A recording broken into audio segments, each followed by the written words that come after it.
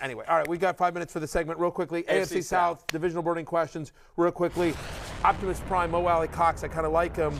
Are any Colts besides Jonathan Taylor and Michael Pittman worth drafting? I kind of think Mo Alley Cox is a late-round tight end sleeper. Am I crazy here? No, because, listen, Matt Ryan likes throwing to tight ends and running backs, so that boosts up a Mo Alley Cox. That can boost up a Nyheim Hines. So I like Mo Alley Cox here because, listen, the production's only going to go up. 24 catches, 316 yards, 4 touchdowns last year. That was with Carson Wentz. It's going to be a different story this year. And, listen, this isn't crowded with wide receivers where you're worried where all these targets are going besides Michael Pittman. 20% target share last season for the Indianapolis Colts. Of course, Jack Doyle retired. Mo Alley Cox ran a lot of routes with the starters in the preseason. He's not even being drafted in Yahoo. I kind of like him. How about Nyheim Hines, the guy that was giving out all the nicknames right there? Frank Reich, in May, Colts head coach Frank Reich said, quote, if I was a fantasy owner, I'd consider drafting Nyheim. Like, I think, again, to your point, with question marks at wide receiver, Paris Campbell hasn't been able to stay healthy. We'll see about the rookie Alec Pierce. I kind of like Pierce as a flyer here, but Hines could be used more in the passing game, not just as a backup to Jonathan Taylor. That's right. Matt Ryan, at this point of his career, and most of his career anyway, when things aren't there through his first, second read, he's okay with going to the running back. And that's going to be Nyheim Hines a lot. It's not just going to be Jonathan Taylor. So I like that, especially when you look at his value. Yahoo has him at running back 47. I mean, just nothing there. They're not taking him seriously. Titans, Treylon Burks. We've talked a lot of bad about Treylon Burks. Have we gone too far the other way? Has the ADP fallen too far? I think so. He's currently going as 136th overall, wide receiver 65 on Yahoo. Again, this is a first-round pick. This is a guy who was a top 20 pick. This is a guy that they drafted to be the replacement for A.J. Brown, who, by the way, last year had a 27% target share. He was fifth among wide receiver and end zone target share. I could see him having, again, he's a very different type player, but a Jalen Waddle or a Amon-Ra St. Brown kind of season where he struggles to get on the field. Not really the production there, but second half of the year, I do think Burks is somebody that's pretty interesting. Don't mind him as a bench stash as long as you're not counting on him early in the season. Especially if you're in a keeper league, that would be the guy I'd be stashing on the bench. That's the kind of picks that can win you 2 years in advance. 1,000%. He's a first-round draft pick. Those guys usually get on the field. Jacksonville.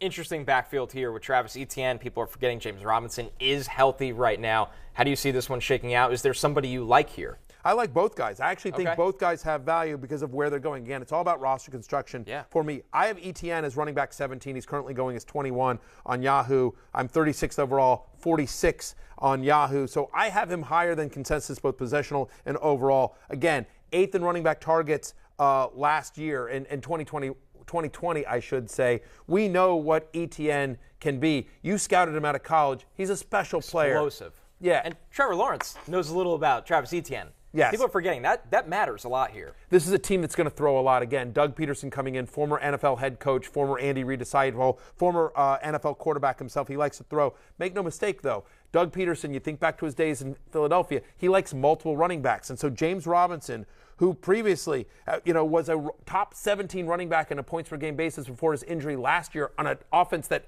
everything went wrong on, like, he's back. He's going to be healthy. He may start a little bit slow, but Robinson, who's being left for dead, running back 45, 123rd overall on Yahoo. Afterthought. Give me James Robinson. I think both these guys, especially given where they're going in ADP, both guys will have value in a much better Jacksonville offense that has a great schedule. The opposite of that, Dameon Pierce. He's on a rocket ship right now. You have him as RB26 at Yahoo. He's been recently going RB34.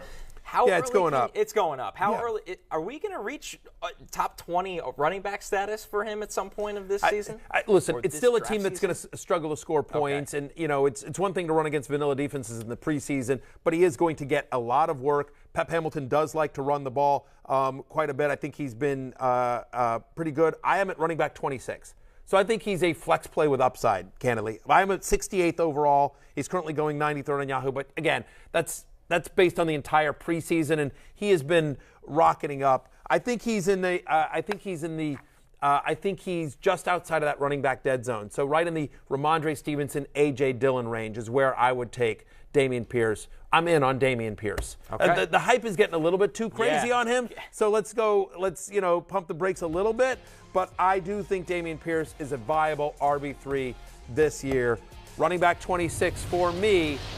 We will be back with Last Call right after this. Hey, it's Matthew Berry from NBC Sports and Rotoworld.com. Just want to thank you so much for watching what you just watched, or at least being too lazy to click out of it after the autoplay just kept it going. So either way, thank you so much for just letting it scroll by your screen. And now I'd like to ask you respectfully, okay, please subscribe to the NFL on NBC YouTube channel for the latest NFL news, fantasy headlines from Rotoworld, and betting analysis from NBC Sports Edge.